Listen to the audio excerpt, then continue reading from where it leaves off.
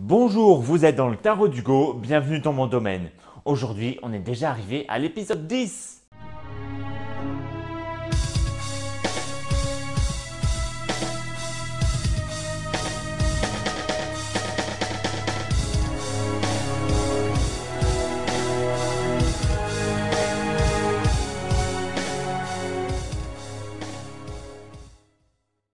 Parlons donc de la roue de fortune. Mais, me direz-vous à juste titre, qui est donc cette fortune qui possède une roue? C'est une divinité de la religion romaine, une divinité mineure qui avait pour charge du destin et de la fatalité de tous les Romains. Les gars, on parle quand même de la fille aînée de Jupiter. Elle était affiliée à la déesse Tyché pour les Grecs. Mais comme la religion grecque et la religion romaine sont assez proches, on s'en fout pas mal. À l'époque, les Romains qui avaient la vie marquée par la chance ou par la gloire avaient souvent une statuette de la divinité chez eux. Tous les empereurs romains avaient une statuette dans leur appartement. Apparemment, le culte de fortune daterait de Servius Tullius. C'était un Romain qui était le fils d'une princesse devenue esclave.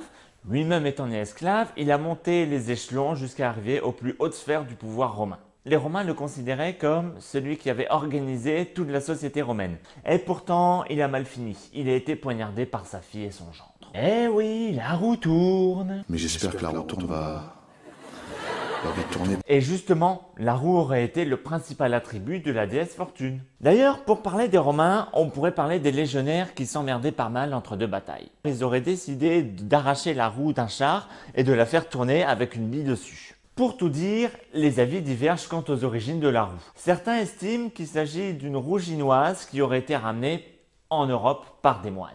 D'autres évoquent un moine, aveugle et pas du tout parti en Chine, qui aurait inventé la roue pour se distraire entre deux prières. Je sais pas vous, mais moi j'aime bien l'idée que le jeu de hasard, qui est toujours banni par l'église, ait été inventé en son sein. Parce que figurez-vous que les jeux de hasard de toutes sortes ont longtemps été interdits par les rois et les papes. Ça, c'est surtout vrai pour les papes, parce que les rois étaient un peu plus pragmatiques et ils y voyaient un moyen de se faire du pognon facile. Mais les pratiques ont continué malgré tout. D'ailleurs, la roulette moderne a été inventée par Blaise Pascal, qui était à la fois mathématicien, philosophe et théologien. Très inspiré par le mouvement perpétuel, il s'est inspiré de nombreux jeux de l'époque. Vous remarquerez que malgré les condamnations papales, la roulette n'a pas quitté la sphère religieuse.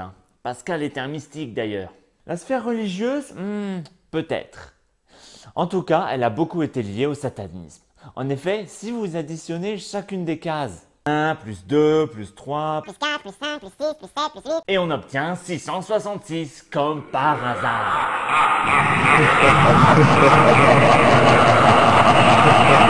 Pour aller plus loin dans le perfectionnement, les Russes ont d'ailleurs inventé leur propre jeu de roulette. Pour cela, il suffit d'un revolver et d'une balle. On mettait la balle dans le barillet, on vise et on tire.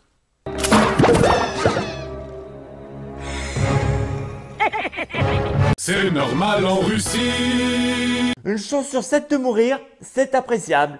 Quand on traverse le périph' en déambulateur, on a beaucoup plus de chances d'y passer. Et encore, c'est rien, la technique a aussi été perfectionnée jusqu'à apparaître dans les Darwin Awards. Ainsi, un gars se nommant Rashad Taylor a tenté de jouer à ce jeu avec un pistolet automatique.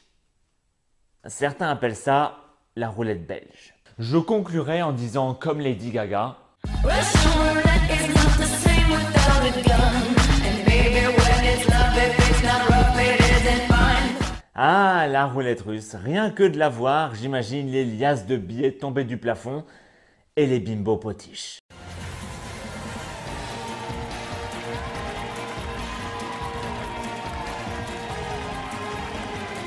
Hop hop hop hop, je t'arrête tout de suite, le nom c'est la roue de fortune et non pas la roue de la fortune.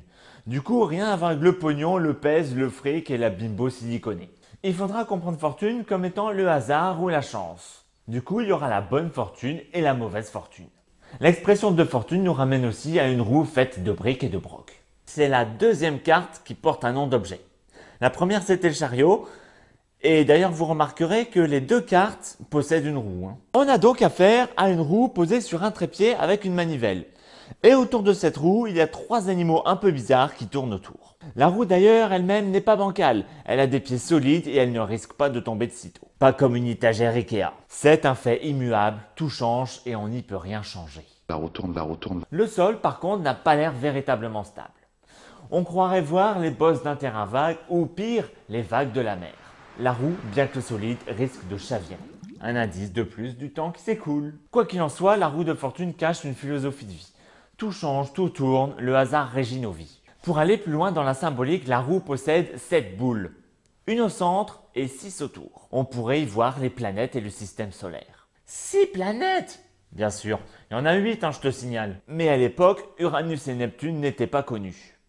En tout cas, le cycle des planètes illustre bien un mouvement perpétuel.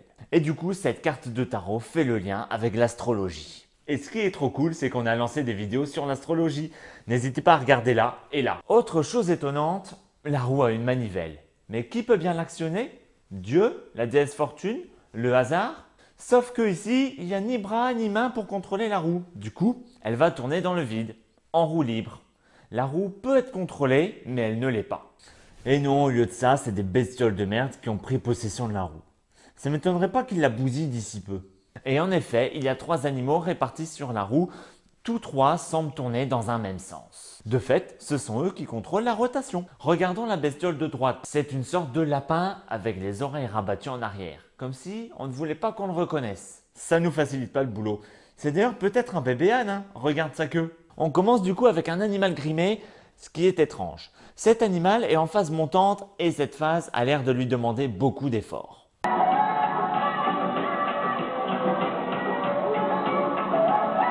L'animal qui est en haut semble issu de la mythologie, mais on a affaire ici à un petit sphinx. Tu constateras qu'il a 3 attributs royaux, la cape, l'épée et la couronne. Cela dit, sa position n'a pas l'air très facile à tenir et il louche atrocement. Je pense qu'il va pas rester longtemps au sommet de la carte. Et l'épée, d'ailleurs, ça prouve qu'il est prêt à se battre, ou qu'il s'est déjà battu pour arriver au sommet. La troisième figure est un singe. Il a un visage pratiquement humain, mais sa queue laisse deviner que c'est un animal. Symboliquement, le singe est un animal très proche de l'homme, ce qui le rend très intriguant. Et d'ailleurs, sa figure se retrouve beaucoup dans l'iconographie médiévale. Bon, on va pas briser les traditions tout de suite, on va passer maintenant à la carte de Rider-Waite. Alors ici, il s'est vraiment arraché. C'est vrai, la mécanique a été remplacée par une roue céleste avec moult personnages qui tournent autour. Au sommet, on retrouve le sphinx. Ok. Pour le sphinx, il s'est pas foulé. Mais pour le reste, putain. Puis à gauche, il y a le serpent. Mais si, vous savez, l'animal qui a tenté Adam et Ève avec l'arbre de la connaissance. Pas besoin de vous faire un dessin, c'est un animal rampant qui a du venin. Un animal qui vient des abysses. On peut y voir aussi le lien avec le dieu égyptien Apophis, dieu de la mort et de la nuit. C'était une figure très néfaste, responsable des éclipses selon les Égyptiens. Et c'est pour ça qu'il descend vers le bas, il va vers le chaos. Et à droite, on retrouve Anubis, le dieu des morts et de la momification, une divinité très bénéfique malgré les apparences. Il fait le lien entre les enfers et le ciel, ce que décrit son mouvement ascendant. Et ensuite, 4 autres sujets apparaissent. On voit un ange, un aigle, un lion et un taureau. Il s'agit des représentants des 4 évangiles, Matthieu, Marc, Luc et Jean. Et niveau symbolique, c'est le gros bordel. Il y a la mythologie égyptienne mélangée à la religion chrétienne. Mais c'est pas tout, regardez la roue en elle-même. Elle est chargée de symboles et de signes des différents alphabets. Eh mais moi je sais le décrypter. Oh, il y a le T, il y a le O, le R, le A. Ça écrit Torah, comme sur la carte de la papesse. Ça peut aussi bien donner tarot, on a aussi Rota. Ouais, très classe. Je pense que c'est le moment de faire entrer notre consultant. Dis-moi, ton but c'est bien de financer ta chaîne en faisant venir des consultants, Bah ouais, tout à fait. Ouais, bah faudrait peut-être faire dans le placement de produits en masse ou la putaclic. Quoi? Qu'est-ce qui se passe? Bah écoute, les derniers consultants, ils ont pas donné grand-chose. Ouais, mais c'est pas le cas de mon consultant actuel. Il s'agit, mes amis, de mon bro. C'est celui qui a créé mes vignettes, mes génériques, bref, tout l'univers graphique de ma chaîne. Ok, mais ce serait mieux en espèces sonnantes et trébuchantes, Je le fais entrer? Bah ouais, faut pas qu'il attende quand même. Bonjour, alors premièrement, excuse mon assistant, il est un peu au taquet depuis qu'il s'occupe des stats de la chaîne. Non mais je comprends, c'est pas facile. Bon, enfin, rien de dramatique non plus, Mais tu es venu pour qu'on parle de toi, alors vas-y, quelle est ta question? Ben je vais lancer une chaîne YouTube qui s'appelle Skipad. D'ailleurs, il y a le lien ici. C'est une chaîne qui parle de pub et de marketing, elle est comme ça. D'ailleurs Hugo, si je suis ici, c'est pour savoir si elle va marcher. Pas de souci, je te laisse tirer une carte. Ah, tu tombes sur la roue de fortune. Putain, c'est génial, je vais faire fortune! Non, pas du tout. La roue de fortune veut surtout dire que quelque chose d'important va changer dans ta vie. C'est ça, je vais faire fortune! La carte signifie que rien n'est immuable et les bonnes choses succèdent aux mauvaises, voilà, dans un cycle infini. Un peu comme les saisons, tu vois, été, hiver. Bref, il y aura pas mal de changements dans ton avenir. Oui, non, c'est bon, j'ai compris. Comme je me lance sur YouTube, il y aura un sacré changement. Et à moi les pépettes! Oui, en effet, cette carte est peut-être liée à ce changement en particulier. Mais quoi qu'il en soit, que ça vienne de toi ou non, ça va beaucoup bouger dans ta vie. C'est clair que YouTube, ça a changé la vie de pas mal de gens.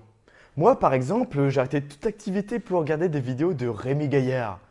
C'est en faisant n'importe quoi qu'on devient n'importe qui. Encore une fois, je parle pas de ça.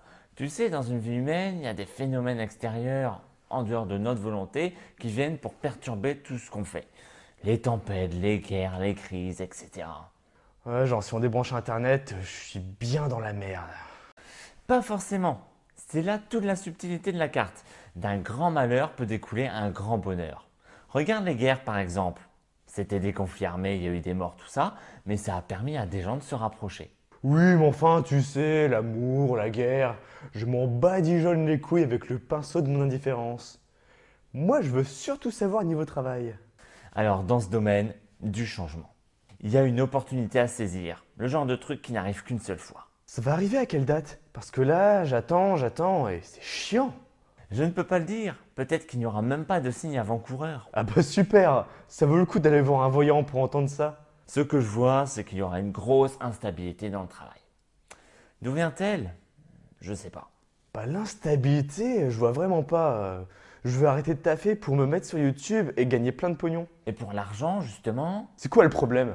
niveau argent, beaucoup de hauts et de bas. Ouais, je vois, je vais quitter le boulot, donc j'aurai un petit moment à vide. Mais après, grâce à ma chaîne, je vais gagner masse de pognon. Bah justement, dans ce cas, il serait important de stabiliser ta situation financière. Ouais, mais c'est la roue de fortune que t'as sortie, pas la roue de pauvreté. D'ailleurs, je me suis acheté 150 € de billets de loto et ça va bien me financer. C'est donc ça, la roue fortune peut aussi prévenir que tu risques d'être accro au jeu d'argent. Accro, mais n'importe quoi, c'est le bon plan. Et toi, tu serais pas un peu accro au jeu de voyance d'ailleurs? La question n'est pas là. La carte veut dire que si tu es pauvre, tu peux avoir des chances de gagner beaucoup d'argent. Mais à l'inverse, si tu es riche, tu peux faire banqueroute. C'est de plus en plus compliqué ton truc, hein. Si on est moyennement riche, on devient moyennement pauvre au final. C'est des conneries tout ça. La santé, ça va aller au moins? Ici aussi, hein, comme pour l'argent, des hauts et des bas.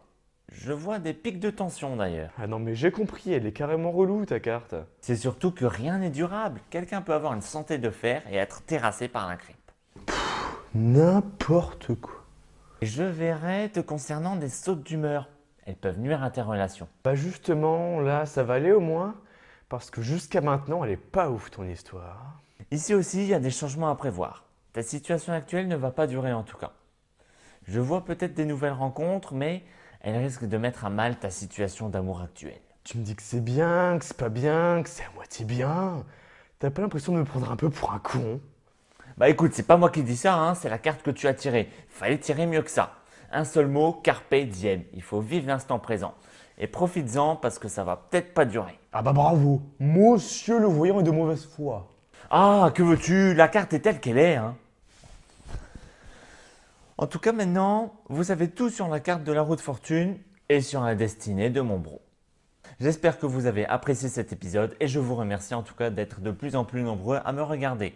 N'hésitez pas en tout cas à le partager et si ce n'est pas déjà fait, à vous abonner en masse. Si vous avez des remarques, hein, n'hésitez pas, laissez des commentaires juste en bas de la vidéo. Sur ce, je vous laisse, je vais me replonger dans les sciences ésotériques et je vous souhaite un bon vent.